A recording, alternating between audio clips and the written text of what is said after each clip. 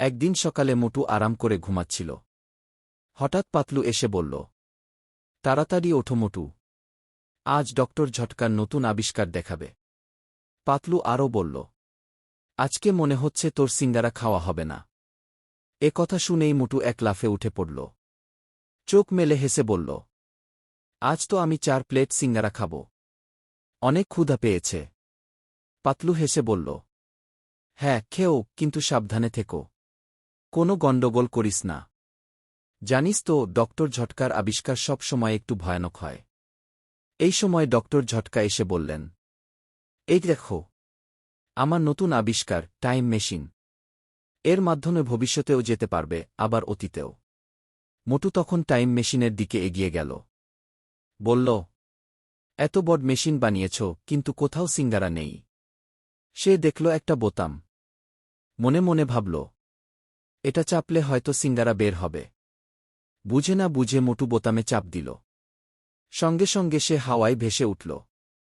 পাতলু আর doctor ঝটকা দৌড়ে এসে দেখল মোটু টাইম মেশিনে উঠে গেছে, আর টাইম মেশিন হঠাৎ করে উধাও। মোটু যখন চোখ মেলে দেখল সে তখন এক গভীর জঙ্গলে।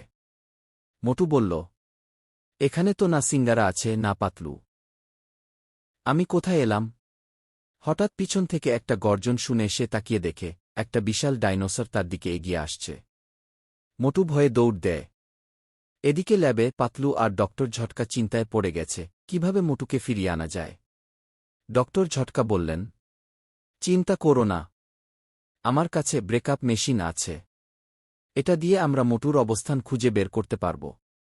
এই সময় চিংগাম স্যার এসে জিজ্ঞেস করলেন, মোটুর কোনো খোঁজ পেয়েছ? 3 জন মিলে ব্রেকআপ মেশিন চালু করল এবং দেখতে পেল মোটু চলে গেছে ডাইনোসরের যুগে। তারা টাইম মেশিনে করে মোটুর কাছে পৌঁছাল। একটা গাছের পাশে মোটুকে খুঁজে পেল। ডক্টর ঝটকা জিজ্ঞেস করলেন, মোটু কোনো ডাইনোসর দেখেছিস? মোটু বলল, ডাইনোসর আবার কি? এই কথা বলতেই পেছন থেকে ডাইনোসর বেরিয়ে এলো। সবাই মিলে দৌড়ে পালাতে লাগল। তাড়াতাড়ি তারা টাইম মেশিনে উঠে পড়ল।